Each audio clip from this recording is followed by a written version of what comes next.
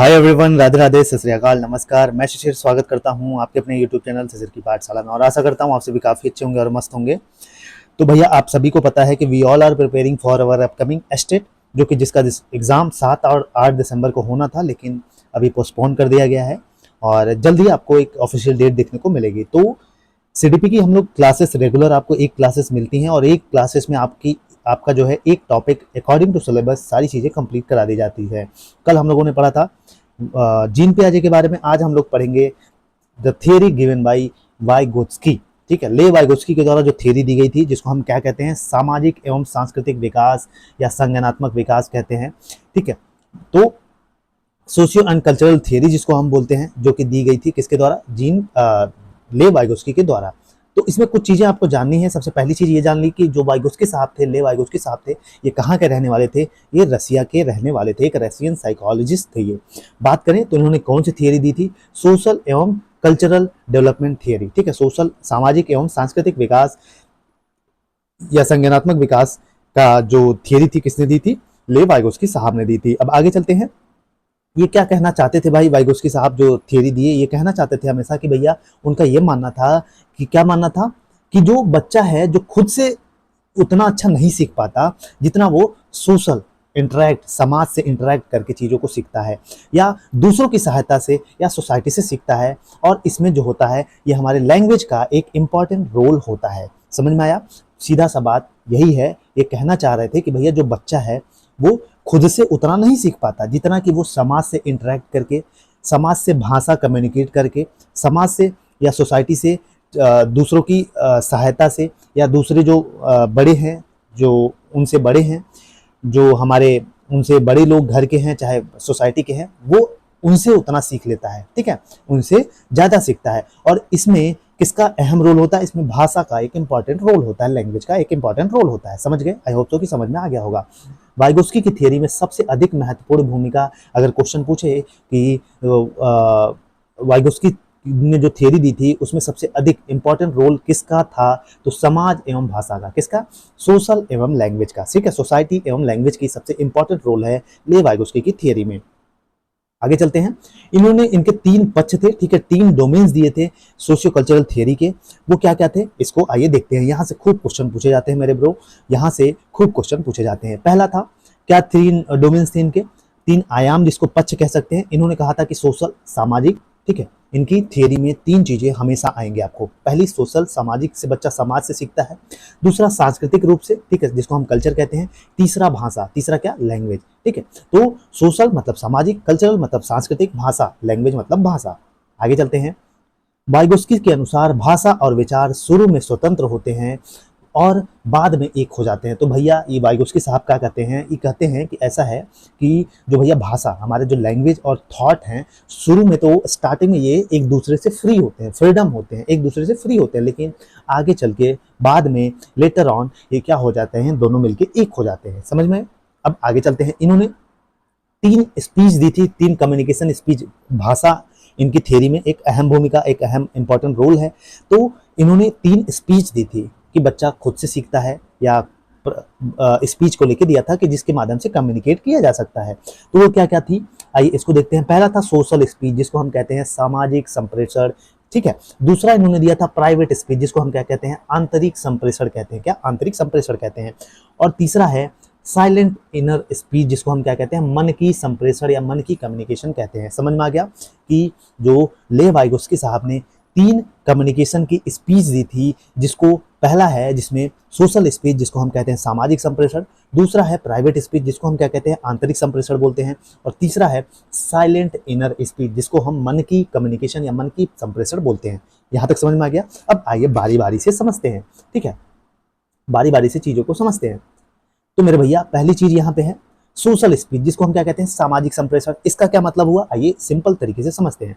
इसका मतलब हम समाज में हम जिस प्रकार से बात करते हैं, ठीक है, सोसाइटी में, समाज में, अपने बड़े से, अपने भाई बहन, अपने पड़ोसी से जिस तरीके से हम बात करते हैं, उसको हम क्या कहते हैं, सोशल स्पीच कहते हैं। जैसे एग्जाम्पल के तौर पर बात करते हैं हम, जैसे कोई अपने अध्यापक से ऐसे बात कर रहा है या अपने मित्र से ऐसे बात कर रहा है, तो वह वाइगोत्स्की के संप्रेषण के सामाजिक स्तर पे है। बिल्कुल, जैसे आप अपने टीचर से बात कर रहे हैं जैसे आप अपने किसी फ्रेंड से बात कर रहे हैं, आप किसी पड़ोसी से बात कर रहे हैं, तो ये संप्रेषण के किस स्तर पर है? संप्रेषण के कम्युनिकेशन के सामाजिक स्तर पे है। सामाजिक कम्युनिकेशन या सोशल स्पीच इसको कहते हैं। सीधी सी बात समझिए कि आप अपने घर से बाहर निकल रहे हैं, वो समाज में बात कर रहे हैं, अपने टीचर से बात कर रहे हैं, अपने मित्र से बात कर रहे हैं, अपने पड़ोसी से बात कर रहे हैं, तो ये किसके अंतर्गत आएगा? ये सोशल स्पीच के अंतर्गत आएगा। समझ गए? चलिए आगे चलते हैं।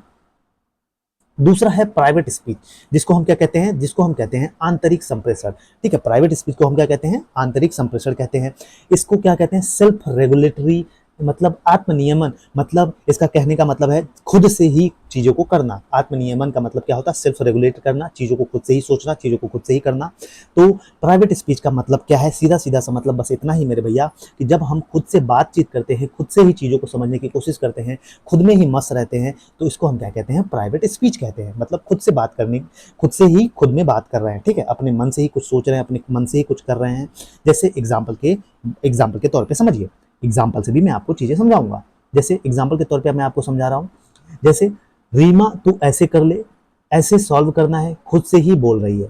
मतलब जैसे देखिए, मैं एक क्वेश्चन सॉल्व कर रहा हूँ, ठीक है, उसको मैं क्या कह रहा हूँ कि अरे मुझे ऐसे करना चाहिए तो ऐसे आएगा, ऐसे कर लूंगा तो मैं ऐसे आएगा। ठीक है, वही ऐसे सॉल्व करना है, इसको ऐसे सॉल्व करना चाहिए, ये स्टेप ऐसे करना चाहिए, तो खुद से ही बोल के मैं ये क्वेश्चन सॉल्व कर रहा हूँ, तो इसको हम क्या कहते हैं? प्राइवेट स्पीच कहते हैं। समझ गए? अब आगे चलते हैं। तीसरा स्पीच कौन सा है मेरे भैया, मेरे लाला?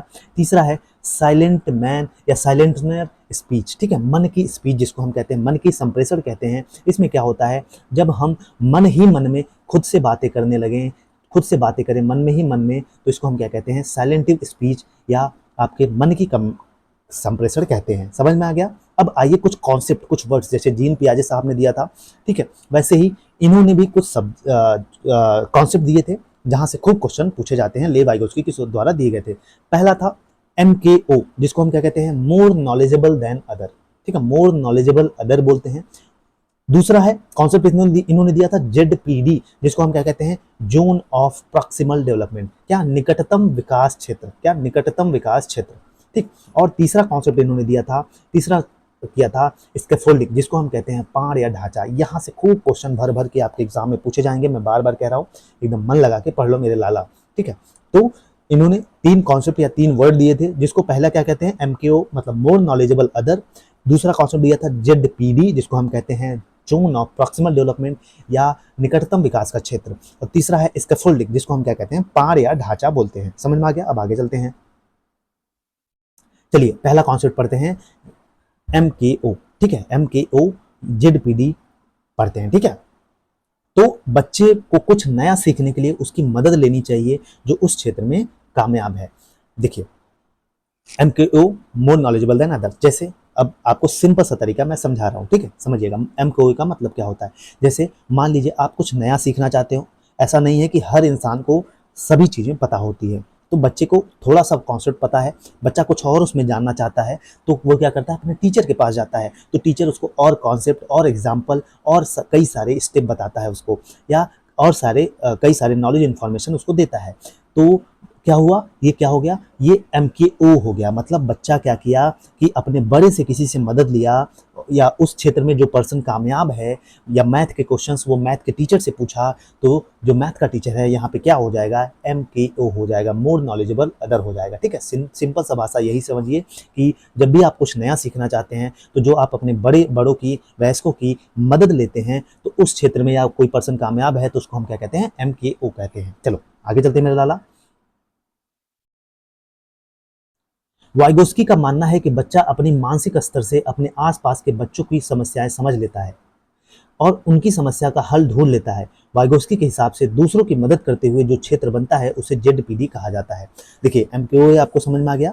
अब ZPD क्या होता है? जैसे क्या होता है कि वाइगोस्की साहब कहते थे कि जो बच्चा है भैया, अपने मेंटल लेवल, उसका जो मानसिक स्तर होता है, या अपने आसपास के जो बच्चे होते हैं या बच्चे की जो समस्याएं हैं उसको समझ लेता है, और उनकी समस्याओं का जो हल है, सॉल्यूशन है, वो निकाल भी लेता है। लेकिन दूसरों जो वाइगोस्की के हिसाब से दूसरों की मदद करते हुए जो क्षेत्र बनता है, ठीक है, जैसे मान लीजिए मैथ का एक क्वेश्चन है, ये बच्चा है, ये मैथ का टीचर है, बच्चा मैथ के टीचर से गया पूछने, तो जो भी क्वेश्चन मैथ का पूछ रहा है, इसके बीच का जो क्षेत्र है इसको हम क्या कहते हैं, इसके बीच में जो क्षेत्र बनता है उसको हम कहते हैं, इसका जेडपीडी कहते हैं। क्या? जेडपीडी या जोन ऑफ प्रॉक्सिमल डेवलपमेंट कहते हैं। या इसी प्रक्रिया को जो टीचर के द्वारा मदद की गई है, इसी के प्रोसेस को हम क्या कहते हैं, स्कैफोल्डिंग कहते हैं, पाड़ कहते हैं या ढांचा कहते हैं। समझ गए? समझ गए? समझ गए। चलो आगे चलते हैं। जैसे अब आओ एग्जाम्पल से समझाते हैं, ठीक है।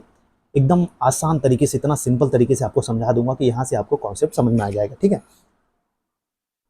एक बच्चा जो साइकिल चलाना सीख रहा है, जैसे मान लीजिए मैं हूं बच्चा और मैं साइकिल चलाना सीख रहा हूं, तो मेरा भाई जो है वो मेरी मदद कर रहा है। तो यहाँ पर जो मेरे भैया हैं मदद कर रहे हैं वो क्या हो जाएंगे वाइगोस्की के हिसाब से, वो हो जाएंगे MKO हो जाएंगे यहाँ पे, मोर नॉलेजेबल अदर, क्योंकि मेरा भैया पहले से ही जानता है साइकिल चलाना। ठीक, अब आगे चलते हैं। एक वयस्क अपने समूह के सदस्यों से सहायता मांगकर कोई कार्य कर रहा है और फिर वह उस कार्य को दूसरों को भी सिखा रहा है, तो वह प्रक्रिया क्या होगी? स्कैफोल्डिंग होगी। जैसे अब समझिए, एक वयस्क, मान लीजिए मैं वयस्क हो गया, ठीक है, अपने समूह के सदस्य, मान लीजिए मैं किसी ग्रुप में हूँ, काम कर रहा हूँ, ठीक है, उसमें मैंने अपने कुछ साथियों से, मित्रों से मदद ली, ठीक है, हेल्प मांगी, और ये कोई काम कर रहा हूँ उसमें मैंने मदद मांगी उनसे, ठीक है, फिर हमने वो काम सीख लिया और उसके बाद हम दूसरों को भी सिखा रहे हैं उस काम को, ठीक है, उस काम को दूसरों को भी सिखा रहे हैं। तो ये प्रोसेस जो है, ये प्रोसेस क्या कहलाएगा? ये प्रोसेस को हम कहेंगे स्कैफोल्डिंग। क्या कहेंगे? पाड़ या ढांचा, ठीक है, समझ गए। बच्चा कुछ भी सीखता है तो शुरू से लेकर अंत तक जो बीच में जो विकास क्षेत्र होता है वह जेडपीडी है। बिल्कुल, देखिए, बच्चा जो भी कुछ सीख रहा है, मान लीजिए बच्चा कुछ भी सीख रहा है, ठीक है, शुरू से अंत तक बच्चा कुछ भी सीख रहा है, शुरू से अंत तक जो भी बच्चा सीखा, उसमें जो विकास का, बच्चे का जो विकास होगा, विकास का जो क्षेत्र होगा, ये क्या होगा? ये जेडपीडी हो जाएगा। क्या? जेडपीडी हो जाएगा। समझ गए? जोन ऑफ प्रॉक्सिमल डेवलपमेंट हो जाएगा।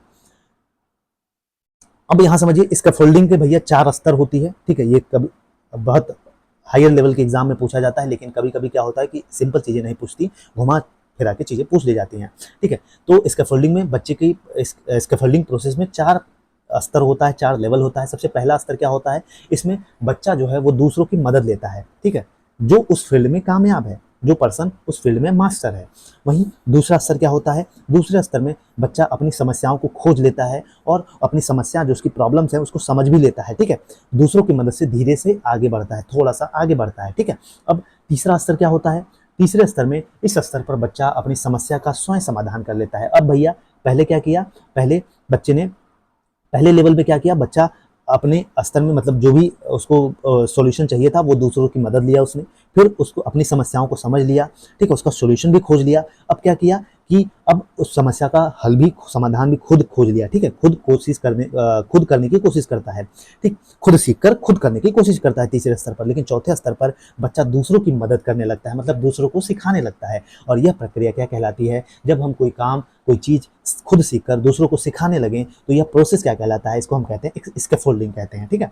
वाइगोस्की के अनुसार 2 इंसान एक दूसरे को कुछ सिखा रहे हैं, यह क्या कहलाएगा? इसको हम कहते हैं रेसिप्रोकल टीचिंग या पारस्परिक शिक्षण कहते हैं। मतलब अगर 2 इंसान एक दूसरे को कुछ सिखा रहे हैं, एक दूसरे को कुछ बता रहे हैं, कुछ जानकारी, इंफॉर्मेशन शेयर कर रहे हैं, तो ये क्या कहलाएगा? इसको हम कहते हैं रेसिप्रोकल टीचिंग कहते हैं। समझ गए? चलो आगे चलते हैं। एक क्वेश्चन और है, वाइगोस्की के हिसाब से बच्चा जेडपीडी या स्कैफोल्डिंग की प्रक्रिया कैसे करता है? तो पारस्परिक शिक्षण से, ठीक है, रेसिप्रोकल टीचिंग से। तो ये था हमारा छोटा सा प्यारा सा टॉपिक, जिसको हम लोगों ने पढ़ लिया, वाइगोस्की का सामाजिक सांस्कृतिक विकास, सोशियो कल्चरल थ्योरी, जो कि 1896 में से 1934 में दी गई थी, जो कि रसिया के रहने वाले थे लेव वाइगोस्की साहब। तो यहाँ पे अच्छा सिंपल टॉपिक मैंने आपको, सारी चीज़ें मैंने बता दी मेरे भैया। जेडपीडी क्या होता है, MKO क्या होता है, स्कैफोल्डिंग क्या होता है, बहुत इंपॉर्टेंट है, यहाँ से खूब क्वेश्चन पूछे जाते हैं, एकदम कॉन्सेप्ट, एकदम एग्जाम्पल के माध्यम से। रेसिप्रोकल टीचिंग क्या होती है, ठीक है, यहाँ से आपको सारी चीज़ें समझ में आ गई होंगी। बाकी आशा करते हैं ऐसे ही छोटे छोटे टॉपिक से मैं आपका पूरा क्लास, पूरा सिलेबस के अकॉर्डिंग कंप्लीट करा दूंगा, CDP और EVS। बाकी ऐसे ही पढ़ते रहिए, और चैनल पर नए हैं तो चैनल को लाइक से सब्सक्राइब कर लीजिएगा। जय हिंद, जय भारत।